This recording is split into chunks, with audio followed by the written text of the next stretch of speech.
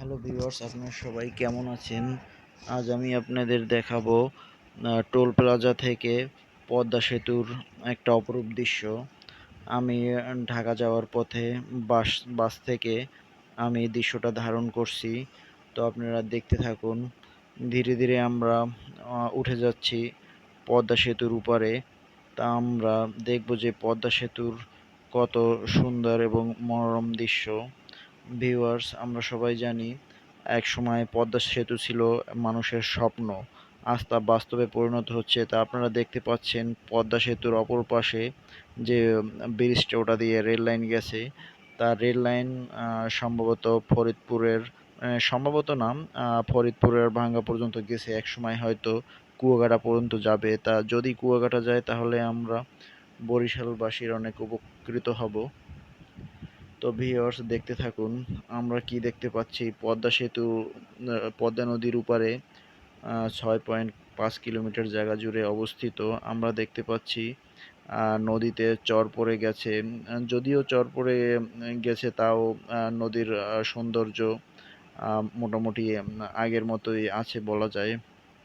তা ভিউয়ার্স, আমরা বাস থেকে দেখতে পাচ্ছি যে পদ্মা নদী কতটা সুন্দর এবং মনোমুগ্ধকর। আমরা যারা যারা দেখতে আসি ভিউয়ার্স, সবাই আমাদের সাথে থাকবেন। তো ভিউয়ার্স দেখেন, আহ, পদ্মা পদ্মা ব্রিজ বা পদ্মা সেতু অনেক বড়।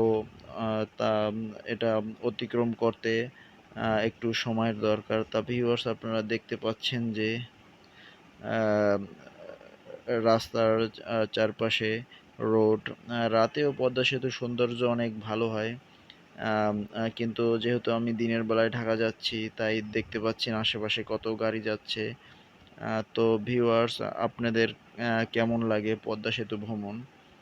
আহ, তো ভিউয়ার্স, দেখতে থাকুন যে রাস্তার দুই পাশে কি সুন্দর মনোরম দৃশ্য। এটা আসলে আমাদের বাংলাদেশিদের জন্য এক ধরনের স্বপ্নের মতো। তো ভিউয়ার্স, দেখতে থাকুন, সামনে আগাচ্ছি। যদিও আকাশটা একটু মেঘলা মেঘলা, তাও অনেক সুন্দর দৃশ্য ধারণ হয়েছে। মেঘলা থাকার কারণে ছবিটা একটু আবছা আবছা আসছে। তো ভিউয়ার দেখতে থাকুন কতটা সুন্দর এই পদ্মা সেতু।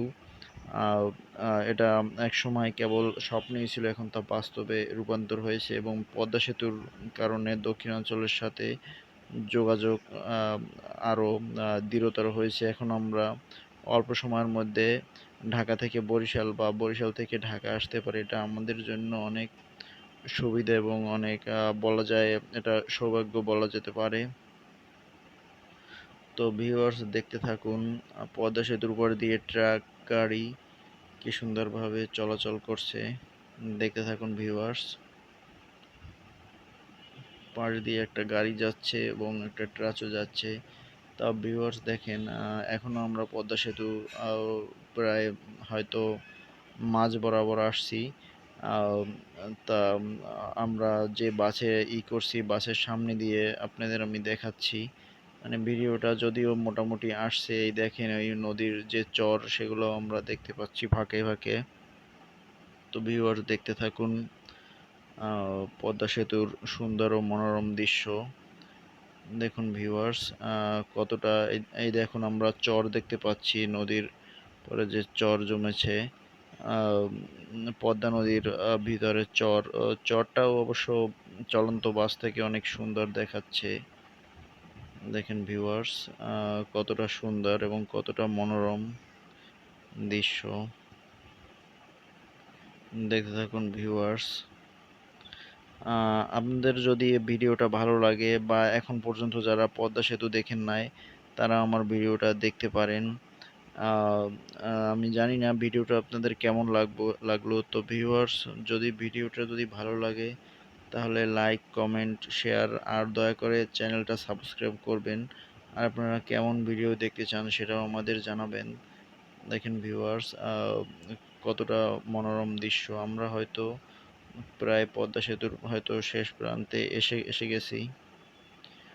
অল্প সময়ের ভিতরেই আমরা পদ্মা সেতু হয়তো ক্রস করে যাব।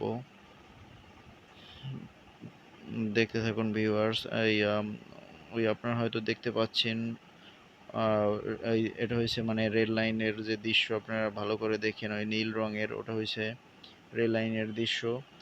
যেটা আরও একটা চমৎকার দৃশ্য ছিল, এই দেখেন এই মনোরম দৃশ্য, আপনারা দেখেন ওই হয়তো মাছটা ইসের ধাতুর তৈরি বা টিনের তৈরি। তো বলা যায় এক এক অর্থে আমরা পদ্মা সেতু সম্ভবত ক্রস করে ফেলেছি। তো এখন আমরা সামনে এগিয়ে এগিয়ে যাচ্ছি আস্তে আস্তে। তো ভিউয়ার্স, আজ এ পর্যন্তই। তা ভিডিওটা কেমন লাগলো কমেন্ট করে জানাবেন।